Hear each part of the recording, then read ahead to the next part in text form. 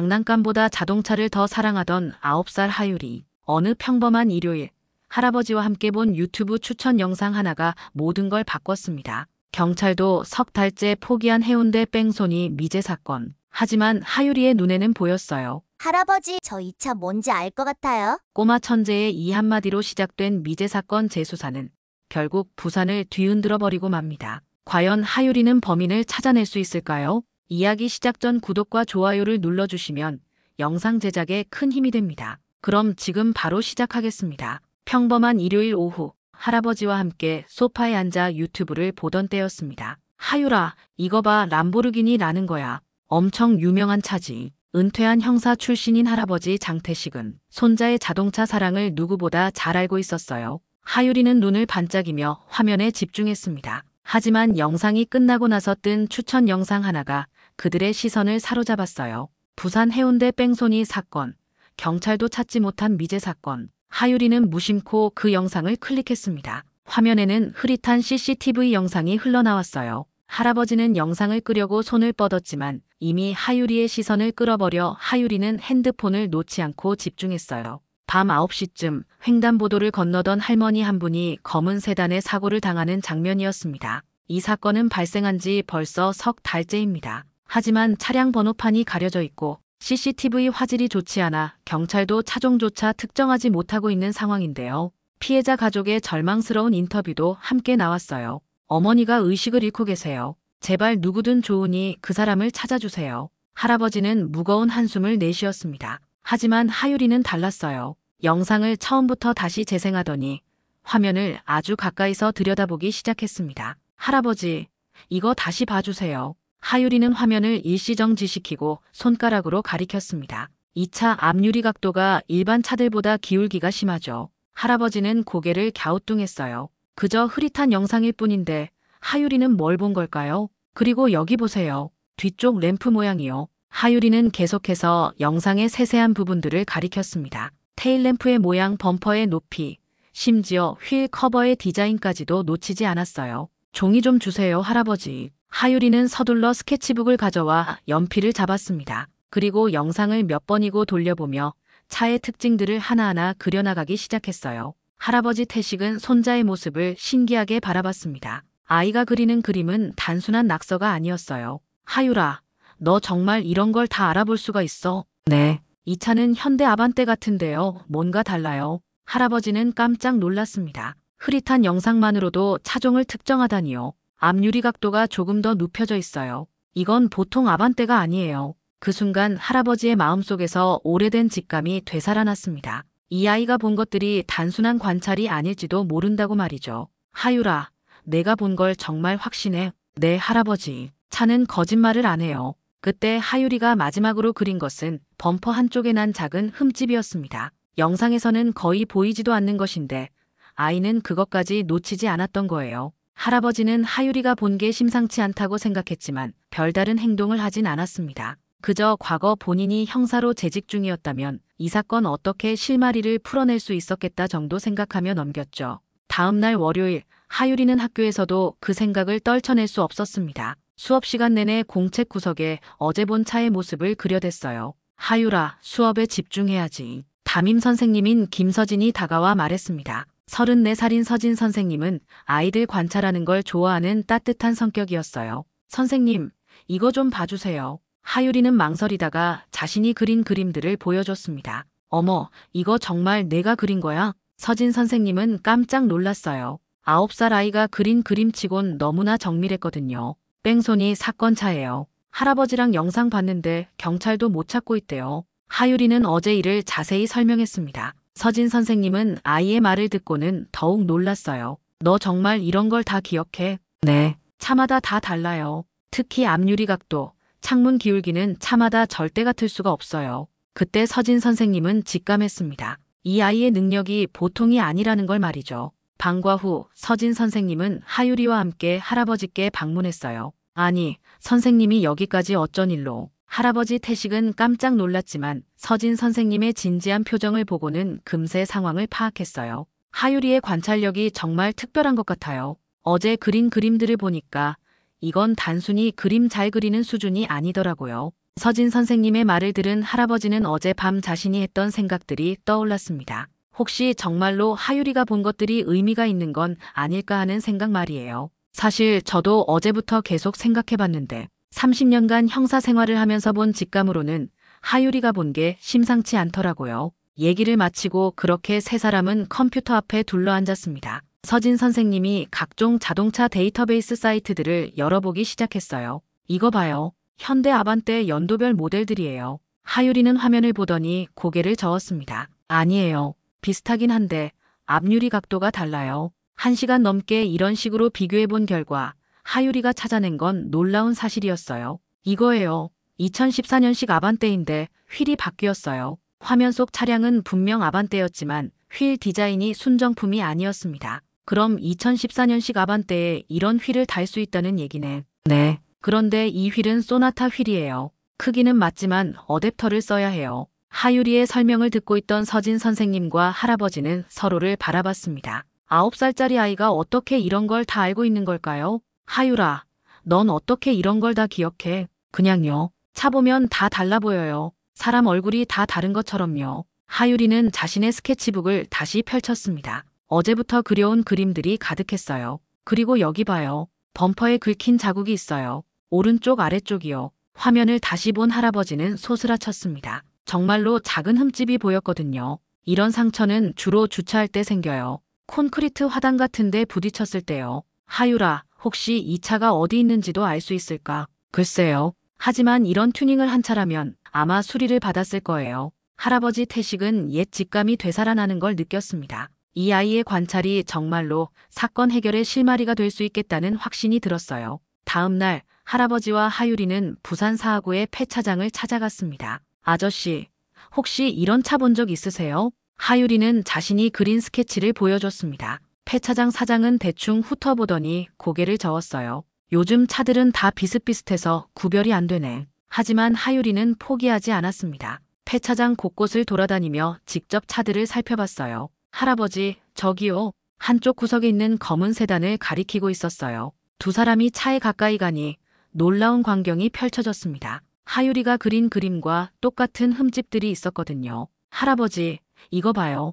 휠 커버에 노란색 페인트가 묻어 있어요. 하유리는 바닥에 엎드려서 휠을 자세히 관찰했습니다. 이건 주차장 턱에 부딪힐 때 생기는 거예요. 그때 폐차장 사장이 부랴부랴 달려왔어요. 아니, 거기서 뭐 하는 거야? 아저씨, 이 차 언제 들어왔어요? 할아버지가 물었습니다. 그건 한 석 달 전쯤. 하지만 하유리는 차를 계속 관찰하고 있었습니다. 할아버지, 이 차 엔진 다시 달았어요. 뭐, 어떻게 알아? 엔진룸 볼트를 다시 조인 자국이 있거든요. 그리고 배선도 정리가 안 되어 있고요. 할아버지는 아이의 말을 듣고 엔진룸을 들여다봤습니다. 정말로 하유리 말이 맞았어요. 폐차장을 나온 후 두 사람은 근처 수리업체들을 돌아다니기 시작했습니다. 세 번째로 찾은 수리업체에서 드디어 단서를 발견했습니다. 아저씨, 혹시 이런 차 수리해 주신 적 있으세요? 수리업체 사장 이상철은 스케치를 보더니 당황하는 기색을 보였어요. 아, 이거 언제 그린 거야? 며칠 전요. 왜요? 하지만 이상철의 표정은 편하지 않았어요. 계속해서 시계를 쳐다보며 불안해하고 있었거든요. 혹시 이 차 주인 연락처 있으세요? 그런 건 없어요. 현금으로 계산하고 갔거든요. 하유리는 수리업체 곳곳을 둘러봤습니다. 그리고 한쪽 구석에서 뭔가를 발견했어요. 할아버지, 저기 봐주세요. 구석에 쌓여있는 부품들 사이에서 범퍼 조각이 보였습니다. 이거 맞나? 하유리는 자신의 스케치와 비교해봤습니다. 네, 맞아요. 이 흠집이랑 이 긁힌 자국까지 똑같아요. 이상철의 얼굴이 새하얘졌습니다. 다음 날 할아버지 태식은 부산경찰청에 있는 후배 오승훈 형사를 찾아갔습니다. 형님, 웬일이세요? 승훈아, 너한테 보여줄 게 있어. 태식은 하유리가 그린 스케치들을 꺼냈습니다. 우리 손자가 그린 건데 해운대 뺑소니 사건 차량이야. 승훈이는 처음엔 의아한 표정을 지었어요. 하지만 그림을 자세히 보니 심상치 않았습니다. 이거 정말 애가 그린 거예요? 태식은 어제 폐차장과 수리업체에서 확인한 것들을 자세히 설명했습니다. 그때 하유리가 경찰서 로비에서 기다리고 있었는데 태식이 데리고 왔습니다. 하유라, 아저씨한테 내가 본 것들 설명해 줄 수 있을까? 하유리는 스케치북을 펼치며 차근차근 설명하기 시작했어요. 이 차는 2014년식 아반떼인데요.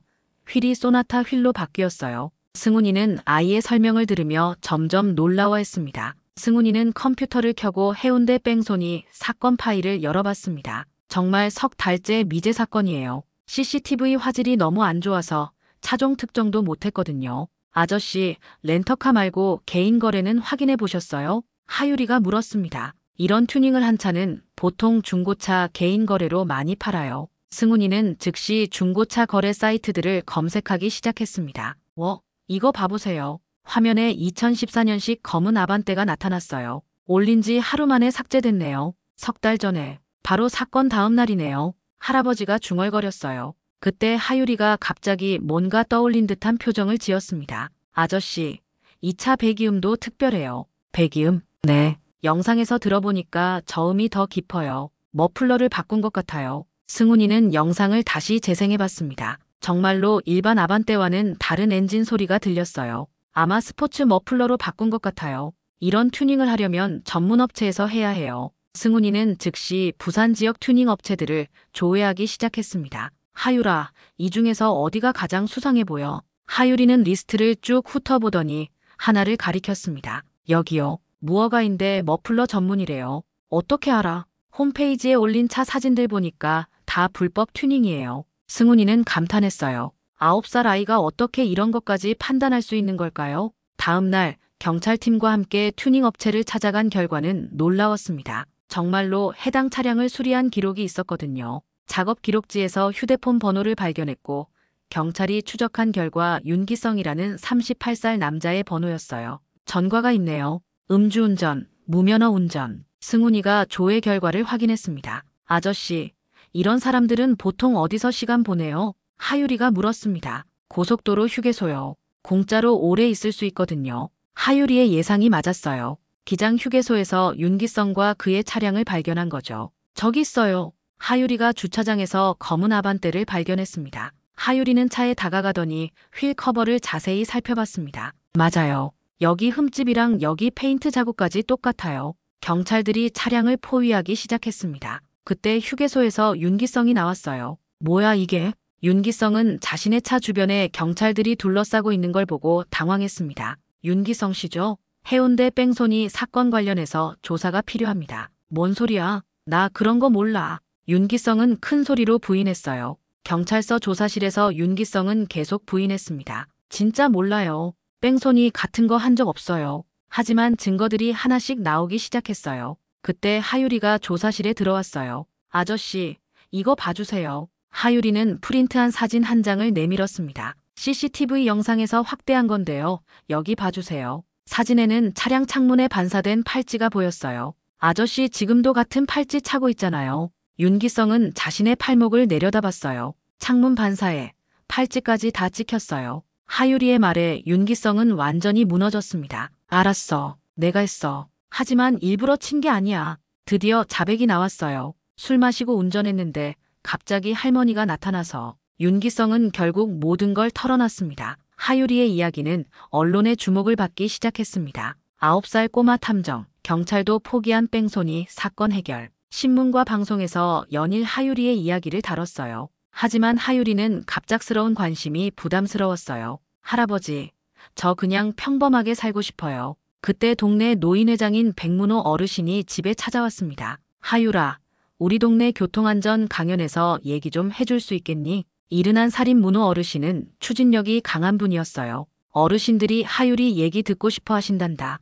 하유리는 망설였지만 할아버지의 격려로 강연에 참석하기로 했어요. 동네 복지관에서 열린 강연에는 많은 어르신들이 모였습니다. 우리 하유리가 어떻게 사건을 해결했는지 들려주렴. 하유리는 차근차근 자신이 본 것들을 설명했습니다. 차마다 다 다른 특징이 있어요. 사람 얼굴이 다 다른 것처럼요. 그런데 강연 중간에 하유리가 갑자기 창밖을 바라봤습니다. 잠깐만요. 하유리는 일어나서 창가로 갔어요. 저 은색 밴 좀 이상해요. 주차장에 있던 은색 밴이 이상하게 움직이고 있었거든요. 뭐가 이상하다는 거니? 저 밴이 일부러 다른 차랑 부딪히려고 해요. 하유리의 말을 들은 어르신들이 창밖을 내다봤습니다. 정말로 은색 밴이 주차된 승용차에 살짝 부딪히고 있었어요. 저거 보험 사기 아닌가? 문호 어르신이 즉시 경찰에 신고했습니다. 곧 경찰이 도착해서 밴 운전자를 검거했어요. 정말로 보험 사기범이었거든요. 하유라, 또 사건을 해결했구나. 어르신들이 박수를 쳤어요.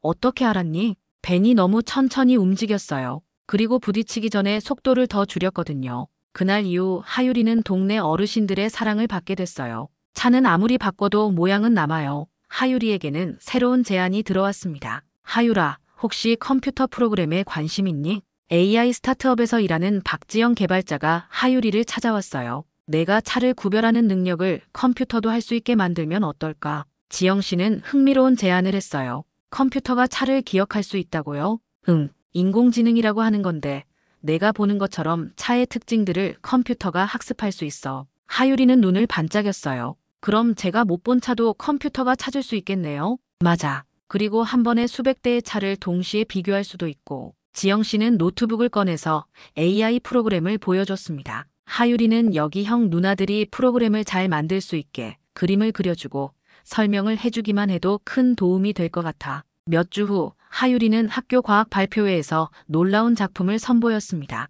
AI 스타트업과 함께 만든 작품인 거죠. 여러분, 이게 제가 만든 AI 안전 팔찌예요. 하유리가 손목에 찬 작은 기기를 보여줬어요. 이 팔찌는 할머니, 할아버지들이 길을 건널 때 더 안전하게 도와줘요. 팔찌에는 작은 센서와 LED가 달려 있었습니다. 횡단보도 근처에 가면 자동으로 신호가 바뀌고 근처 순찰차한테도 신호가 갑니다. 고령자가 근처에 있으니 경찰들도 한 번씩 살펴보고 혹시 모를 상황에 대비하라는 신호죠. 주변 방범 CCTV에서 불빛도 나와서 일반 운전자한테 경각심도 줄 수 있습니다. 시연을 위해 만든 모형 도로에서 팔찌가 작동하는 모습을 보여줬어요. 정말 신기하다. 친구들이 감탄했습니다. 컴퓨터 언니가 도와줬어요. 그리고 할아버지도 많이 도와주셨고요. 할아버지 태식과 서진 선생님이 자랑스럽게 바라봤어요. 발표회가 끝난 후 하유리는 실제로 팔찌를 테스트해보기로 했습니다. 동네 횡단보도에서 할머니 한 분이 팔찌를 차고 길을 건너는 실험을 했어요.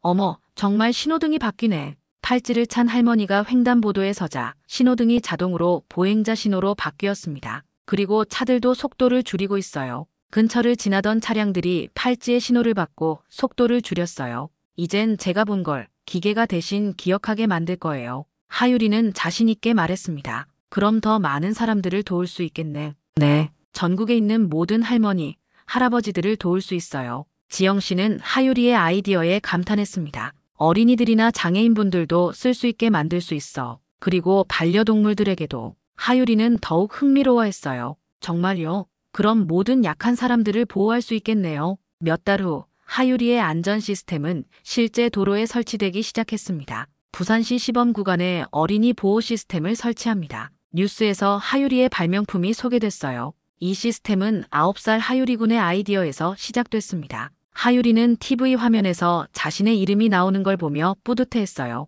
할아버지, 정말 제 아이디어가 도움이 되는 거죠? 그럼 벌써 사고가 반으로 줄었다는 소식도 있고 실제로 시범 구간에서는 교통사고가 크게 감소했습니다. 이제 전국적으로 확대할 계획입니다. 지영 씨가 하유리에게 좋은 소식을 전해줬어요. 며칠 후 하유리는 시청에서 열린 회의에 참석했습니다. 하유리 군, 정말 대단한 아이디어네요. 시장님이 하유리를 칭찬했어요. 다른 지역에서도 도입하고 싶다는 연락이 많이 와요. 서울, 대구, 광주, 여러 도시에서 관심을 보이고 있어요. 회의실에는 여러 공무원들과 기업 관계자들이 모여 있었어요. 어린이 보호뿐만 아니라 시각장애인, 휠체어 이용자들을 위한 시스템도 개발할 수 있을 것 같습니다. 지영 씨가 발표했어요. 반려동물 보호 기능도 추가하면 어떨까요? 하유리가 제안했습니다. 좋은 생각이네요. 산책하는 강아지들도 보호할 수 있겠어요. 모든 사람들이 하유리의 아이디어에 감탄했어요. 1년 후 하유리는 완전히 달라진 동네를 걸어다니고 있었습니다. 할아버지, 사고가 정말 많이 줄었죠? 그래.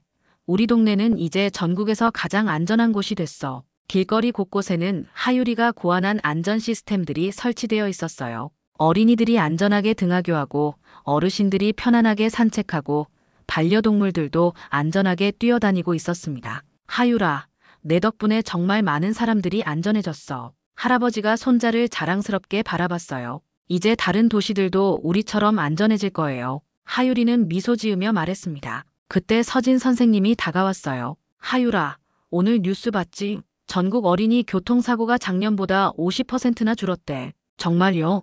응, 모두 내 아이디어 덕분이야. 하유리는 뿌듯함을 느꼈어요. 앞으로는 사고가 나기 전에 막을 거예요. 하유리의 말에 할아버지가 고개를 끄덕였어요. 그게 진짜 경찰보다 더 큰일이지. 왜요? 경찰은 사건이 일어난 다음에 해결하는 거지만 넌 아예 사건이 일어나지 않게 막고 있으니까. 할아버지의 말을 들은 하유리는 더욱 자신감을 갖게 됐어요. 할아버지, 저 더 열심히 공부해서 더 좋은 시스템 만들 거예요. 두 사람이 집으로 돌아가는 길에 하유리는 문득 처음 뺑소니 영상을 봤던 그날을 떠올렸습니다. 그때만 해도 자신이 이렇게 많은 사람들을 도울 수 있게 될 줄은 꿈에도 몰랐거든요. 할아버지, 그때 영상 안 봤으면 어떻게 됐을까요? 글쎄다. 하지만 운명이라는 게 있는 법이야. 그럼 제가 앞으로도 계속 이런 일을 해야 하는 건가요? 하고 싶으면 하는 거지. 억지로 할 필요는 없어. 저는 하고 싶어요. 사람들이 안전하게 사는 걸 보는 게 좋거든요. 할아버지는 손자를 뿌듯하게 바라봤습니다. 그날 저녁 온 가족이 모여서